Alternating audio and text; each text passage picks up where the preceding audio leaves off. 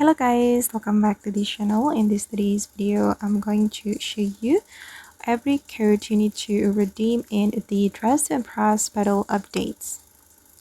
Okay, let's get into it guys. In the Dress to Impress Petal updates, you will be able to get this ones and also this helmet.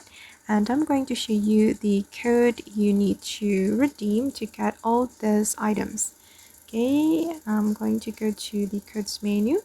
And then you need to use this code, Enchanted DC. Okay, just enter this code. Oops, sorry. You need to use one.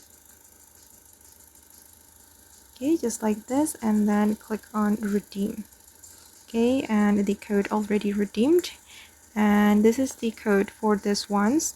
And the second one, to get the helmet, you can use Angel Tanked. Angel Tanked, you can use 4 instead of 8. Okay, click on redeem and you will get this helmet. Okay guys, and that's all every codes you need to redeem in the Dress to Impress Petal update.